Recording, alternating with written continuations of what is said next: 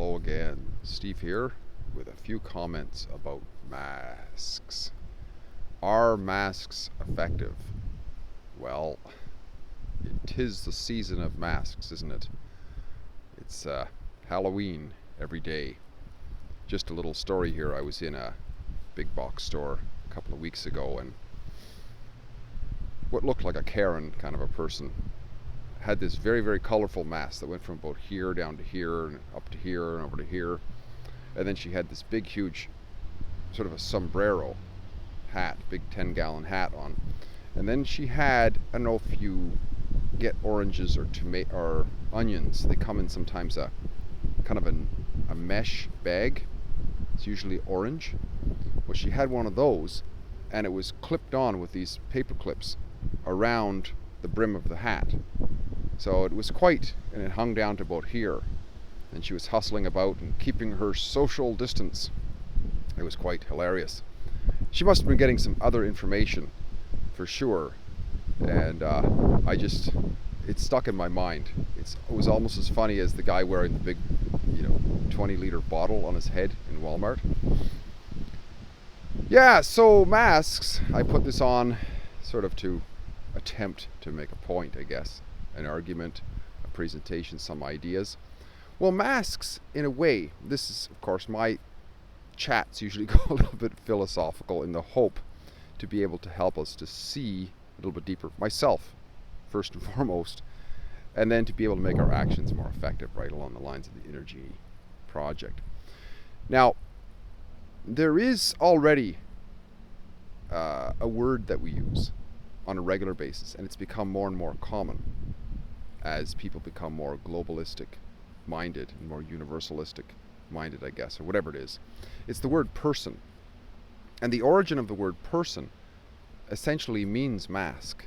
It means of the sound, in other words. So it's like there's the real us, and then there's what we present to the world in terms of our presence, of our sounds and so on. And we see this with the whole, especially for women, but even for men too, the whole makeup world. This is, people will spend an hour on their face to create something which doesn't really look like them, but they hope that it makes them look better. And we see this now with people wearing masks. There's becoming these stylish masks almost. And it is a continuation of this makeup artistry that wants to present ourselves in such a way to deceive what we really are. Right? And it's funny too, because the mask, this sort of thing, there's this big debate. Does it work? Does it not work? And people are confused with it. At least in the beginning they were confused with it. I wore this for a lark a couple of times into the grocery store. And what I noticed is people who didn't wear a mask, people would walk right past them. But because I had a mask early on, they would take this wide girth around me, which was odd, because you would think that if the masks are so good, that people would come up right up close to you. There's no harm whatsoever. You got a mask, a barrier between you and them, right? But it's an interesting conversation, because you see, the thing is, masks or presentations that we are not can be helpful, and they may not be helpful.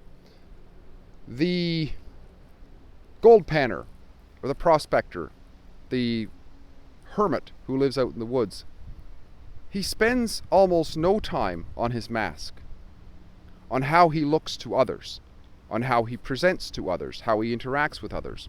It's purely functional. If he needs a hat because of the weather, he puts a hat on. If he needs a coat, he puts a coat on. But he doesn't cut his beard. Why would he cut his beard? That's a form of natural mask that helps to keep him warm. Same with, he might cut his hair off when it gets caught on something, but he doesn't bother trimming it in such a way. Why would he? But the Gentile man, the man who works as a professional, he trims himself up.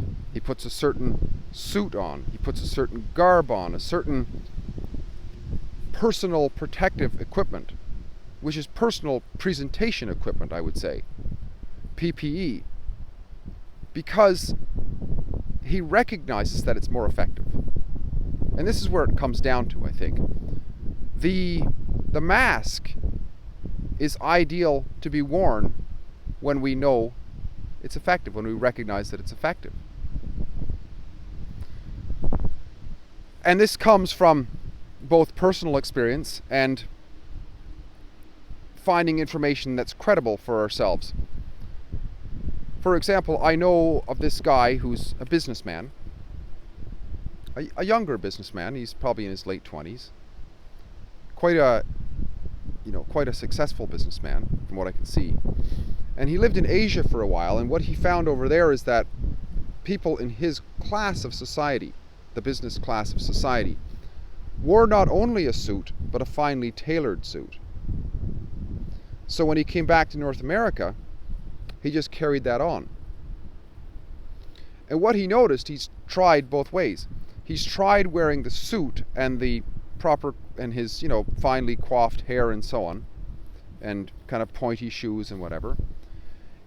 And he just noticed that in his line of work, he gets taken more seriously by other people who would be interested in what he's doing when he wears that presentation. So when he wears that mask, which he has to go through the work of tailoring and cleaning and all that sort of thing, he gets better results for what he's doing. So it's not just personal protective equipment, it's personal presentation equipment.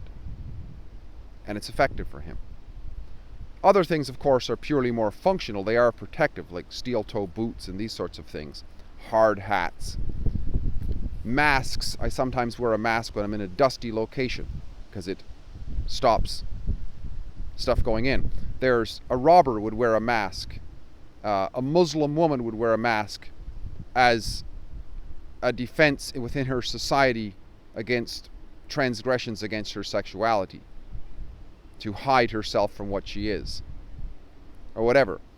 So yeah, there can be lots of reasons why we wear masks, why we present ourselves as a certain person, because after all, the natural us is naked.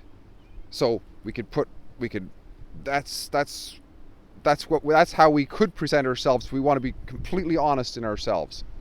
I'm completely naked. I talk about whatever comes across my mind. I'm just being completely myself. Well, the thing is, we're interacting with the world, right? If there's a virus in the air, or germs in the air, or dust in the air, we might want to put a respirator mask on to help prevent that, or to prevent stuff from coming out. If we have things that might fly in our eyes, we might want to put something across it. It's sort of a common sense thing, but it goes far beyond that. It's also in how we present ourselves. We might swear a lot when we're out hunting or, chatting with certain guys and so on. But then in the presence of others, it's not to be deceptive so much, it's what's effective.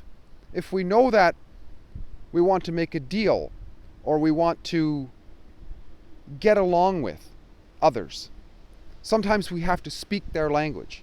Like, I go to Mexico once in a while, and I know a little bit of Spanish. And if somebody doesn't speak any English, why would I keep speaking English to them? That's what I learned. That's more natural to me. But it's ineffective because they don't speak any. Say, when I was in Quebec one time, I speak a bit of French. And I end up walking like a few miles with this lady in Beauce, who was out for a walk. Linda was her name. I remember her fondly. And we spoke mostly French because it would be ineffective for me to keep on speaking.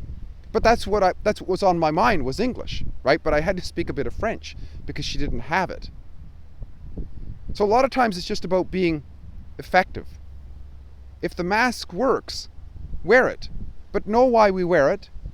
And let's not try to be disingenuous in our wearing of it, trying to put on a show or whatever, right? If we believe by evidence that hanging a net that was used for onions around our head, if we notice in some way that that's effective for what it is we're doing, wear it, right? It's all about that. So I was just trying to remember a joke that Osho once said, but I know I'll butcher it if I do, so I'll leave it for another time. It's something to do with wear it, as you can imagine. He was the. Anyways. Oh, sometimes my mind rambles. Masks, do they work? Well, sometimes they do. And if they do, hey, let's be effective in our inner genie projects in life, and let's do what is effective. Talk again soon. Bye for now.